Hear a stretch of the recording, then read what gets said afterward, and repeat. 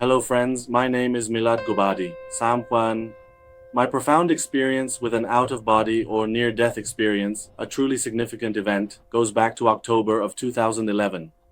After attending a lively party, I subsequently came to my own room to quietly listen to some music. It was approximately 1 o'clock in the morning at that particular night. I will tell you about it. I thought I'd relax a little bit, maybe listen to some soothing music, and then perhaps that would genuinely help me fall asleep peacefully. My sound system, you see, was actually a 100-volt electric system, so I was using a rather large transformer there, and the entire body of this particular transformer was unfortunately electrified. I wasn't fully aware of this critical detail at the time, and that's precisely what caused my unexpected electric shock. I turned on the device and then I went to play some music, but I immediately noticed there was absolutely no sound coming out. There was no sound whatsoever, and I quickly realized that the speaker wires weren't properly connected. I carefully connected the wires for the right speaker, but the left speaker was situated in a very tight and awkward spot. I leaned my shoulder firmly against the wall and carefully reached in there to connect the wire. Before I did this, I had specifically pressed the speaker off button. When you press the speaker off button, the negative terminal or the entire body of the speaker is still very much in the circuit, only the positive wire is completely cut off. I connected the first wire, and when I wanted to connect the second wire, because I was at a really awkward angle, if I let go, the wire would fall. So I held the wire in this hand and tried to connect it with the other. And now if you look at my hand on camera, there's a line here, a mark on this finger, and on my index finger. I put the wire here and then started to open the input terminal for the speaker. While I was doing this, I realized I was feeling stressed, anxious, and uneasy. I was experiencing all sorts of emotions, but I ignored them until it got worse. I later understood the reason for this stress. My right foot had come into contact with the metal body of the transformer, and the current was passing from my right foot to my left hand, actually going through my heart. This is the kind of electric shock I was experiencing. My stress became so intense that I felt something unusual was happening around me, because usually when someone gets shocked, they get startled. But in this case, since the current was traveling a long path from my right foot to my left hand, then through the speaker coil and then into the amplifier, it was happening very slowly and gradually. The electricity was passing through me, unlike a typical shock where you grab a wire and then let go. Here, it was entering my body very slowly. I distinctly noticed that my heart rate was rapidly increasing a lot, to the alarming point where it truly felt like someone was forcefully punching me directly in the very middle of my chest. Before things got really truly bad, I barely managed to utter mom and desperately called out to my dear mother. My mother was washing the dishes in the kitchen, and after 4 or 5 minutes, music was playing in the room. She thought I just needed something normal, because I didn't even have the strength to shout. I said, "Mom," very, very quietly. And after I had said that, I immediately tried to actually reach out my trembling hand to firmly grab the electrical wire and carefully pull it out, the dangerous electric wire, thinking perhaps it was the intense electricity that was truly shocking me. Unfortunately, I simply didn't have the necessary strength to firmly grab the wire and successfully pull it out. I could only manage to slowly move my hand forward just a little bit. After that terrifying experience, my heart was pounding so incredibly hard that I could actually feel it vigorously beating right out of my chest, a truly frightening sensation. My heart stopped completely and I no longer had a heartbeat. After that, my vision became blurry, and then it went completely dark. I don't remember anything after that, how I left my body. The next thing I remember is that I was exactly in the middle of the room. I was in the middle of the room and I went forward to press the speaker button to play the music I had set up earlier. I saw that someone was behind the speakers, and at first I thought maybe it was my brother. I said to myself, my brother must have come into the room. Then I remembered that my brother had gone out in the evening, so I started shouting, "Thief, thief!" But no matter how much I shouted, my mother paid no attention to me. I was surprised. Why wasn't my mother paying any attention? And on the other hand, why wasn't this thief behind the speakers reacting at all? If he was a thief, he should have attacked or done something. All this made me look more closely at the person behind the speakers. Then I saw that he was wearing exactly my clothes.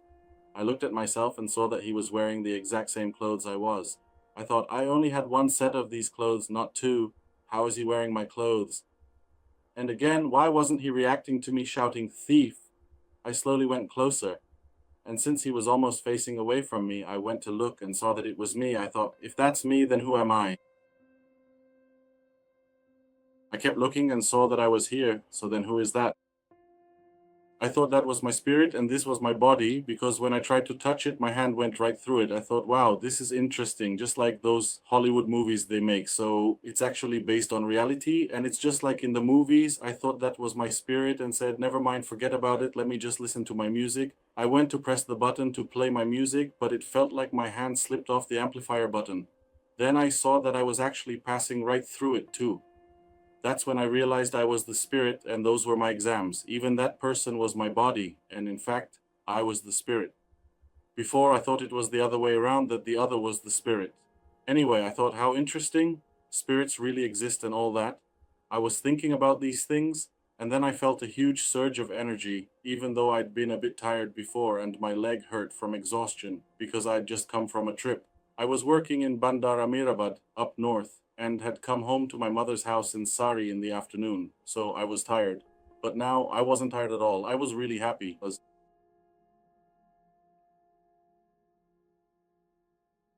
I looked around and the colors seemed more alive, more real, and whatever I wanted to see, I could see it in greater detail than in reality. Some people might say this sounds like a dream, but no, dreams are vague. For example, when you see something in a dream, you might not see its details clearly. But this was exactly the opposite. It was like reality was the dream and that was the real thing. Everything was so much more detailed and clear. I told myself in that moment of intense fear and uncertainty that I've heard if blood doesn't circulate properly in the brain for more than a mere 2 minutes, it quickly clots, and then a dangerous blockage happens, a severe stroke inevitably occurs, and then there's permanent, irreversible death. To know precisely how much precious time I had left, I instinctively sat down directly in front of my CD player's illuminated display screen and started meticulously counting the seconds based on the visible timer of the song that was currently playing. It was about 22 or 23 agonizing seconds, maybe even more. I didn't count every single second exactly, with absolute precision.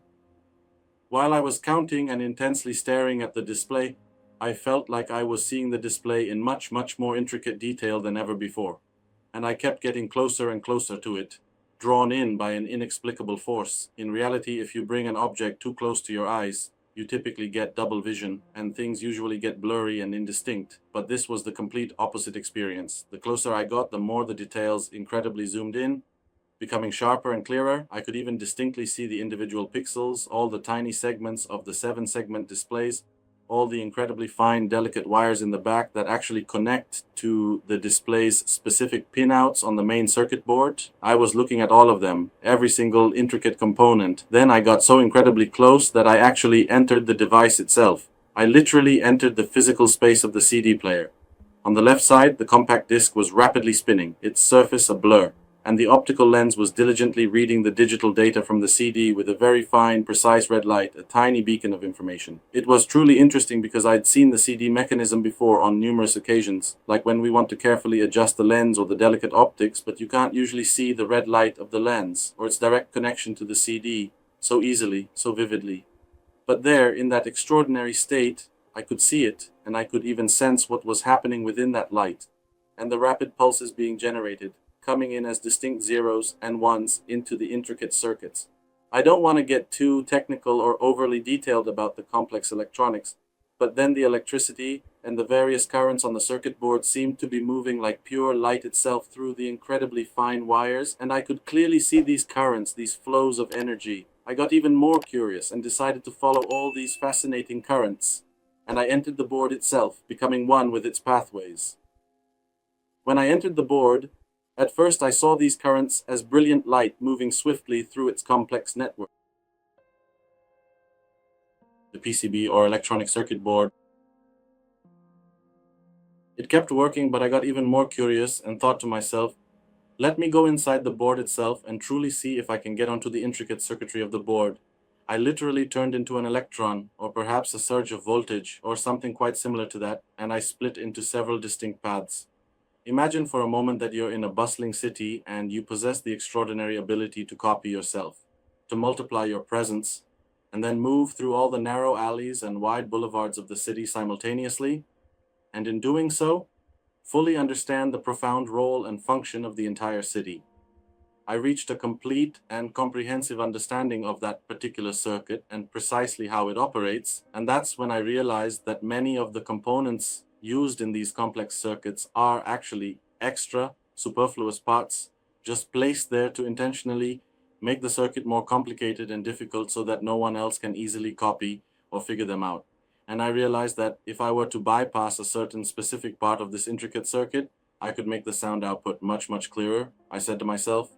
So this Denon CD player circuit, I'm pretty sure it was the DCD 1650 model, a very specific and well-known model. If I were to carefully remove this particular part of the circuit, the resulting sound quality would be significantly clearer and more pristine.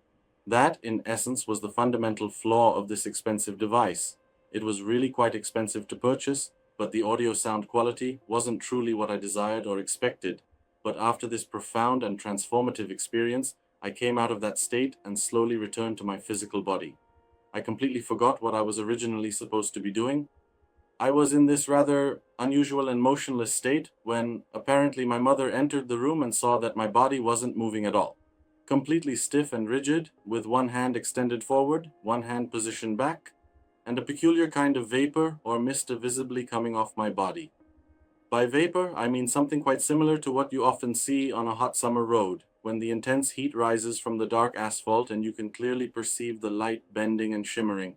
It was something exactly like that, a visible distortion coming off my body. Perhaps it was my body water evaporating rapidly, or whatever scientific explanation there might be. My mother, years before this incident, had wisely told me that if someone ever gets electrocuted, you absolutely must not touch them yourself because you will undoubtedly get electrocuted too. Instead, she advised use a long stick or some other non-conductive object to pull the live wire away from them, or if you can safely do so, immediately turn off the main power supply. So my mother, diligently following that crucial advice, quickly turned off the main power to the house. When she did that, my body, still rigid, hit the sharp edge of the speaker with my forehead, and now, as a lasting consequence, I have a distinct line right in the middle of my eyebrow. If you look closely in the camera, you can clearly see there's a visible line right here. It's split open right here. Interestingly, if it had been just half a centimeter lower, it would have directly hit my eye, and my eye would have been completely destroyed. Imagine a piece of chipboard, a hard and unforgiving material, hitting your forehead and splitting it open with such immense force. If it had hit my delicate eye, my eye would have been utterly gone. Just a few mere millimeters lower, and my whole eye would have been irrevocably destroyed. It hit here, split open, and blood immediately started pouring out. It was as if that vascular blockage I had, that internal issue, was probably resolved by this traumatic incident.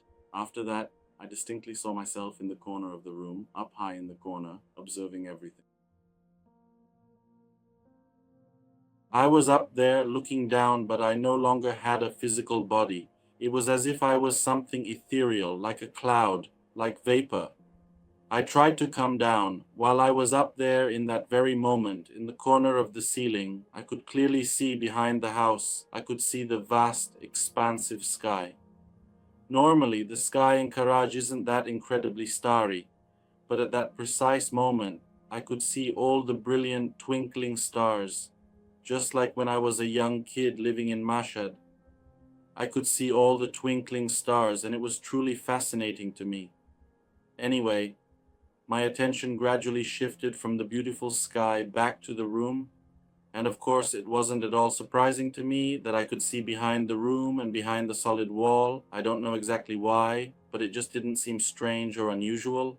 But those stars were really, truly interesting. I pulled myself down from the ceiling and got much closer to my body. When I came down, it was like being underwater and trying to reach the very bottom of a deep pool. You really have to struggle and exert significant effort.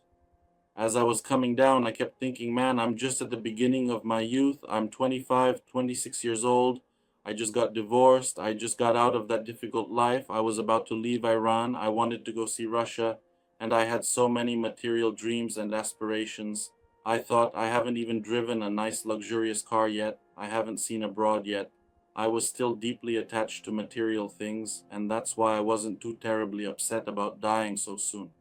I thought, let me sit in my body. Maybe if I sit in my body, I can take control of it again. I sat in my body, but when I tried to raise my hand, my spiritual hand would go up, but my physical hand wouldn't move.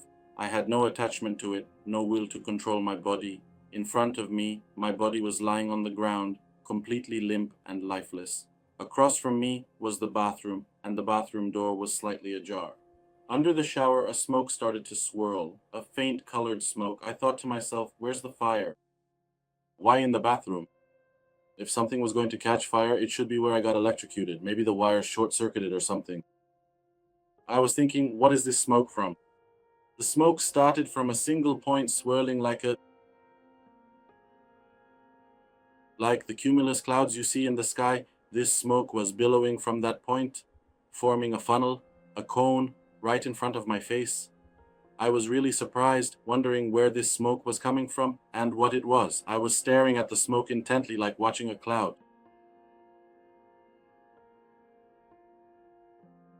At that moment, I realized there was a shadow, a human shadow. The shadow was darker than the smoke, almost pitch black, while the smoke was a few shades lighter. That's how I could tell there was a human shadow there, but I couldn't figure out who this shadow belonged to, whether it was a person or not, or what details it had. I couldn't make out the face at all. After that, another person appeared behind it, another shadow, then another shadow, and just like that, the shadows kept multiplying. It was like an army of shadows. I thought to myself, with all these shadows, all these people, there's no way they could all fit inside me. Who are they? What are they? And what do they want from me? Because they were strangers and I didn't know them, and because they were unfamiliar and anonymous, I didn't feel good about them. For a moment, it was as if I wanted to snap out of it, to regain some confidence, to put on a braver face. I told myself, no, I'm Milad, I'm not dead. It was like I wanted to remember my own identity. As soon as I said that, all that smoke, all those shadows, started to recede. The way they receded was like how water comes up on the shore and then, when it pulls back, it retreats in a wavy, sinusoidal motion. Just like that, they all faded away and disappeared. Then I started seeing scenes from my life. I don't remember the first scenes. I didn't get a good feeling from those first moments. Maybe they were events from later in my life, like my childhood, and then good things happened. Like, for example, the first time I learned to ride a bike and managed to do it on my own without anyone holding me from behind. That gave me a really good feeling, and I could see that image very vividly. Not like watching a movie, but as if I was witnessing reality itself. At the same time, I could feel all the emotions of that person who was me, and I was also observing myself as a bystander, feeling my own emotions as I experienced them. After that, another thing I saw was a Sony CD player that I really loved and still do, and which is very rare in Iran, the Sony CDP 555 ESD.